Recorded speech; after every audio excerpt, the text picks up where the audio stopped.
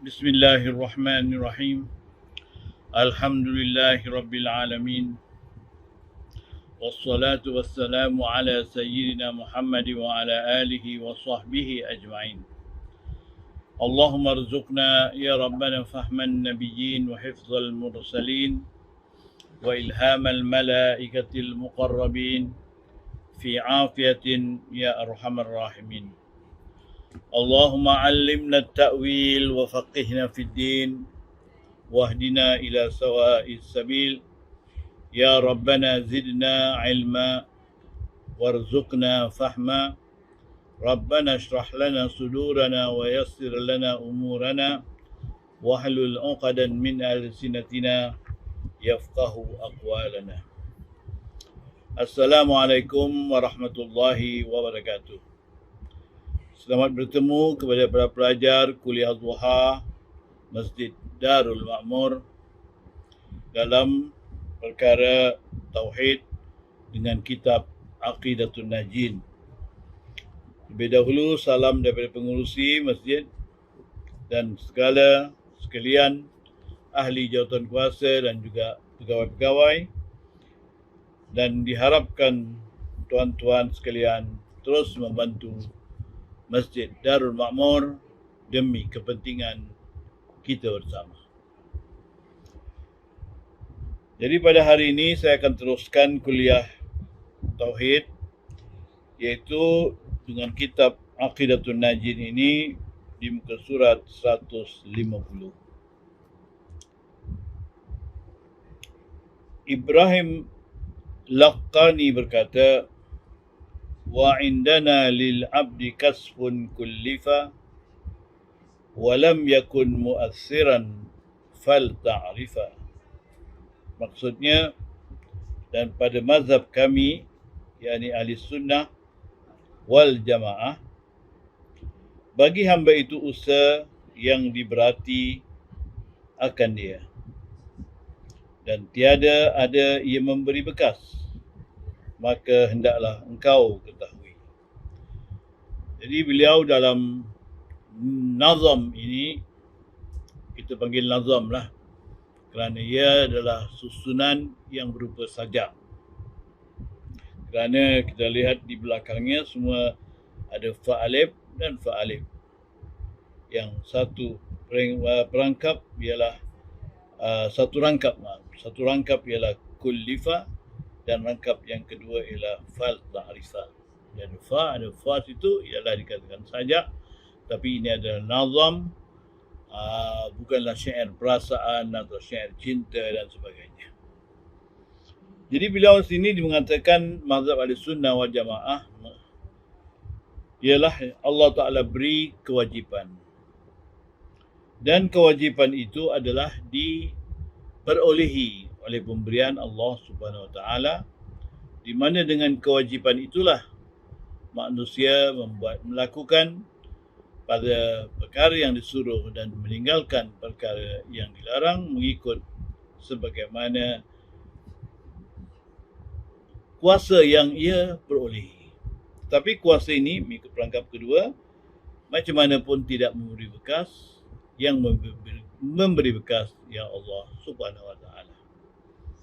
Ini termasuklah juga apa saja amalan kita. Walaupun kita beramal, tak mestinya amalan itu membawa ke syurga, kerana itu terpulang kepada kuasa Allah Ta'ala, kerana amalan itu sendiri tidak memberi bekas atau tidak mempunyai kuasa. Yang kuasa ialah Allah Ta'ala sahaja. Itulah pahaman Ahlussunnah wal Jamaah. Bermula murad dengan hamba itu sekalian makhluk yang keluar daripadanya fi'il ikhtiari, iaitu qasad ia kepada perbuatan yang ikhtiari, dan usaha itu ialah bergantung kudrat yang baharu dengan barang yang diperbuatkan. Itulah yang dikatakan maksud seorang hamba itu mempunyai pilihan, itu ikhtiari, perbuatan, sama ada dia nak buat atau dia tidak buat. Jadi perbuatan ikhtiari itu adalah perbuatan daripada hamba yang diberikan oleh Yang Maha Kuasa. Jadi benda itu adalah satu benda yang baharu. Kerana Allah Ta'ala dengan kudratnya, iradatnya yang kadim. Kemudian diberikan pada hamba kuasa untuk memilih, tapi itu adalah benda yang baharu. Dan kata qil, iaitu iradat yang baharu. Jadi mengikut qil, yang berlaku pada manusia adalah bila manusia melakukan itu dan ini, mana daripada iradat Allah Ta'ala yang baharu. Maka bahawasa segala perkara itu empat iradat yang dahulu dan kudrat dan perbuatan yang menyertai keduanya dan irtibat antara keduanya. Jadi di sana ada empat perkara. Yang pertama iradat Allah SWT dan kudrat Allah Ta'ala, kemudian perbuatan manusia itu yang dibuatnya dengan iradat dan kudrat Allah Ta'ala, dan seterusnya perhubungan atau irtibat di antara kudrat dan iradat, atau di antara hukum daripada Allah dan perbuatan manusia. Maka atas tafsir usaha dengan ini, irtibat dan iaitu bergantung kudrat dengan makdur, tiada ia makhluk, kerana bahawasanya setengah daripada umur perkara-perkara i'tibariyah. Jadi apa yang berlaku ialah maknanya semuanya dengan kuasa Allah kemudian ditetapkan, semuanya adalah kembali kepada Allah Ta'ala saja. Itulah yang dimaksudkan di sini. Dan atas tafsirnya dengan iradat yang baru adalah ia makhluk. Jadi bila ditafsirkan iradat yang berlaku pada makhluk itu, artinya iradat yang baru. Kerana ia adalah iradat makhluk. Yang mana makhluk tadi asalnya juga daripada Allah. Jadi iradat Allah yang kadim juga asalnya. Dan sungguhnya mentakrif oleh mereka itu akan usaha itu dengan dua takrif. Jadi usaha manusia. Katakanlah manusia disuruh bersembahyang. Lalu manusia pergilah membersihkan diri daripada najis, kemudian mengangkat hadas kecil atau hadas besar, iaitu wuduk atau mandi, kemudian mengikut syarat dia bersembahyang. Jadi perbuatan manusia bersembahyang itu ialah dengan usahanya atau dengan kemahuannya yang mana diusahakan daripada perintah Allah Subhanahu wa Ta'ala itu. Jadi mereka melakukannya itu dengan apa? Dengan usahanya. Maksudnya kalau dia tak usaha, tak sembahyang, tak akan berlaku perbuatan sembahyang. Jadi usaha.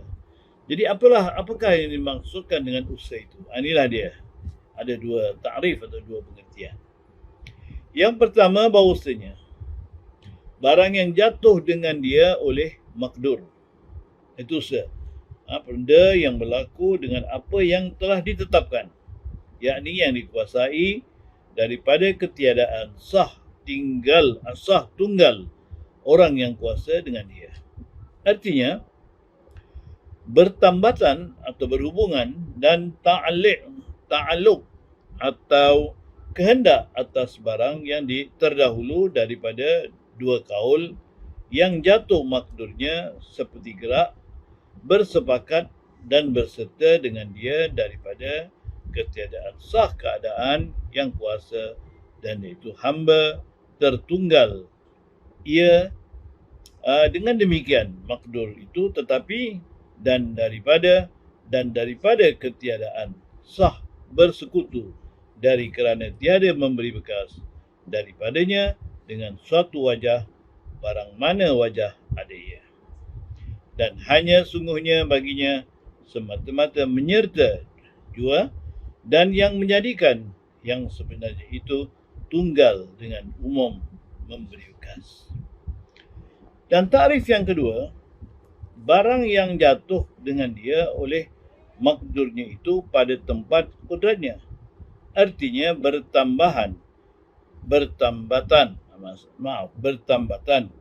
dan ta'lu atau kehendak atas barang yang telah lalu daripada dua kaul yang jatuh makdurnya seperti gerak padahal bersepakat ia dan berserta ia dengan dia pada ketika keadaan makdur itu pada tempat kudratnya seperti dengan umpamanya. Jadi benda yang ditakdirkan atau yang ditetapkan oleh Allah SWT dengan iradatnya, maka dia berada pada benda yang ditetapkan oleh Allah Ta'ala. Lalu benda yang ditetapkan itu kena kudrat Allah Ta'ala, lalu dia berlakulah. Seperti berlaku gerak misalnya, umpamanya. Jadi manusia tengah diam, kemudian datanglah kuasa, dia boleh bergerak, itulah yang dimaksudkan bergerak, dan juga kuasa Allah Ta'ala itu berjalan dengan perhubungan atau dengan irtibat, pertalian di antara yang menjadikan dan benda yang terjadi. Jadi itulah yang dikatakan ta'rif kepada usaha manusia. Baiklah, syahdan. Wajib atas kita bahawa i'tikad kita bahawa tiada dapat memberi bekas sekali-kali usaha hamba itu, kerana tiada seorang yang bersekutu ia akan Allah, kerana tunggal kudrat Allah Ta'ala yang memberi bekas itu, dan tiada memberi bekas kudrat yang lain daripada kudrat Allah Ta'ala. Itu makna i'tikad kita, wajib yang memberi bekas hanya Allah saja. Tidak ada kudrat lain yang memberi bekas, kerana kalau ada kudrat lain yang dikatakan memberi bekas, mana sudah ada dua kudrat. Ini mustahil. Mustahil, dan kita tidak percaya. Kalau kita percaya ada dua kudrat, kita sudah dianggap sebagai orang yang mempercayai kepada penyekutuan kepada Allah SWT. Ini adalah perkara yang diharamkan dalam pandangan ahli sunnah wal jamaah. Jadi yang berbekas hanya Allah atau tunggal Allah Ta'ala saja. Tetapi tatkala adalah setengah daripada perbuatan itu keluar dari ikhtiar hamba, seperti naik ke atas pohon kayu umpamanya, maka dapat dengan perbuatan hamba pada zahirnya. Dan setengah perbuatan itu tiada dengan ikhtiar hamba, seperti yang umpamanya. Jadi bezanya ikhtiar dengan tidak ikhtiar. Ikhtiar maknanya kelakuan seorang itu ialah dengan kehendaknya. Umpamanya dia nak naik pokok. Bila dia nak naik pokok, maknanya terpulang pada dia nak naik pokok atau tidak.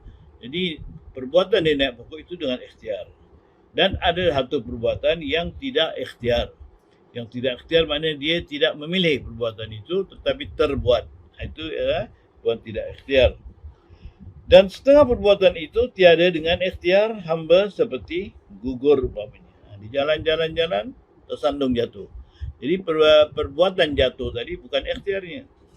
Walaupun jalannya dia ikhtiar, dia jalan dengan ikhtiar, tapi tersandung jatuh. Jadi jatuh tadi, perbuatan jatuh bukan ikhtiar. Maka dibangsakan perbuatan yang keluar dengan ikhtiar hamba itu kepada iktisab. Artinya usaha, maka telah lalu takrif usaha ini itu.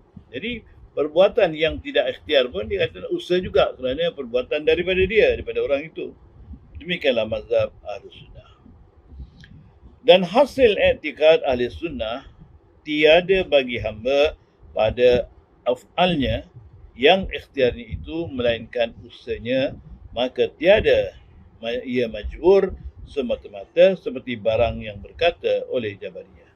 Jadi mengikut Ahlussunnah maknanya manusia membuat sesuatu itu dengan usaha. Sama ada dia usaha dengan ikhtiarnya atau dengan tidak ikhtiar, semua ialah dengan usaha. Tetapi bukanlah dia terpaksa. Bukanlah dia majbur sebagaimana i'tikad Jabariyah. Jabariyah mengitikadkan manusia ini semua majbur. Majbur itu maknanya terpaksa buat. Tak boleh. Semua kuasa Tuhan mutlak. Tidak ada usaha manusia. Tapi ahli sunnah mengatakan ada usaha manusia, sama ada usaha tadi berbentuk ikhtiar atau tidak ikhtiar. Maknanya manusia berusaha juga membuatnya, kalau walaupun bukan ikhtiar, tapi itu adalah usahanya. Kerana datang daripada dia. Dan tiada hamba itu yang menjadikan bagi afalnya seperti barang yang berkata oleh Mu'tazilah. Jadi Mu'tazilah mengatakan perbuatan hamba tadi dia sendiri yang buat. Tidak ada langsung kuasa Allah Ta'ala. Ini pun tidak betul. Jadi sama ada mazhab Jabariyah atau mazhab Mu'tazilah, itu semuanya dijauhkan oleh ahli sunnah wal jamaah, kerana ahli sunnah mengambil mazhab antara-antara atau tengah-tengah. Jadi tidak jadi ijbariyah kepada mazhab Jabariyah dan tidak juga kepada mazhab Mu'tazilah. Bermula mazhab Al-Jabariyah itu bahawa hamba itu, ini mazhab Jabariyah, bahawa hamba itu baginya usaha. Bahawa hamba itu tiada baginya usaha sekali-kali, tetapi ia tergagah semata-mata seperti bulu ayam yang tergantung pada hawa ini udara yang membalik-balik akan dia oleh angin betapa kehendaknya. Itu mazhab Jabariyah. Jabariyah mengatakan manusia tidak ada usaha sekali, semuanya adalah daripada Allah sahaja. Jadi segala perbuatan manusia itu tidak ada usaha daripada dirinya, tetapi maknanya itu semuanya terpaksa daripada Allah SWT. Diibaratkan seperti bulu ayam teringan terbang, jadi dia boleh terbang ke bawah, kemudian terbang ke kanan, ke kiri, ke depan dan ke belakang mengikut sebagaimana tiupan angin. Jadi itulah ibaratnya perbuatan manusia mengikut Jabariyah. Dan mazhab Mu'tazilah itu ialah bahawa hamba itu yang menjadikan bagi af'alnya, af'al itu makna perbuatannya, yang ikhtiariyah, dengan kudratnya yang telah menjadikan akan dia oleh Allah Ta'ala padanya. Dan kerana, kata mereka, itu dengan kudrat yang telah menjadikan dia oleh Allah Ta'ala padanya, itu tiada kufur oleh mereka itu atas qaul yang sah. Jadi Mu'tazilah mengatakan perbuatan hamba itu hamba sendiri yang membuat.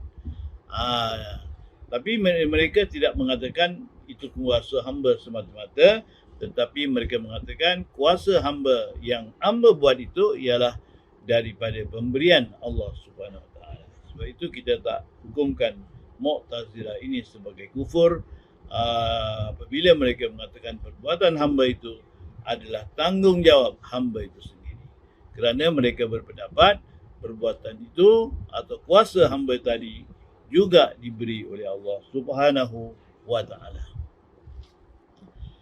Maka bermula Jabariyah itu sangat taksir mereka, mana kurang tepat atau kurang sempurna pahaman mereka itu taksir. Artinya ada kecuaian dalam pahaman mereka. Taksir mereka itu dan Mu'tazilah itu taksir mereka itu, dan ahli sunnah pertengahan mereka itu, dan sebaik-baik pekerjaan ialah pekerjaan. Bergantung sebagaimana Rasulullah bersabda, khairul umuri awsatuha, sebaik-baik pekerjaan ialah atau sebaik-baik perkara ialah yang pertengahan. Jadi ahli sunnah tidaklah berpegang mengikut Jabariyah yang mana segala-galanya semuanya tiada usaha langsung daripada hamba, dan juga tidak seperti Mu'tazilah yang mengatakan semua usaha hamba itu ialah daripada hamba sendiri, tetapi ahli sunnah berada dalam tengah-tengah. Ada benda yang tidak ikhtiar itu terpaksa, dan ada benda yang ikhtiar tadi juga adalah sebenarnya kudrat tadi datang daripada Allah, bukan daripada manusia itu sendiri. Jadi mazhab ahli sunnah mazhab yang tengah-tengah. Itulah dia.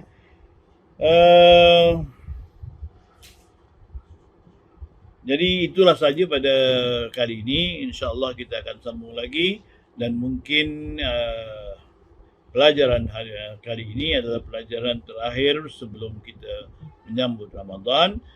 Saya tunggu arahan daripada Jabatan Pelajaran dan Dakwah Masjid Makmur. Jika sekiranya ini adalah penghamisan, maka kita akan mungkin akan jumpa lagi selepas Hari Raya. Tapi kalau sekiranya mereka ingin untuk sambung, saya bersedia untuk menyambung untuk kuliah tiap-tiap minggu. Itu saja, salam daripada saya dan daripada pengurusi Masjid Darul Makmur. Assalamualaikum warahmatullahi wabarakatuh.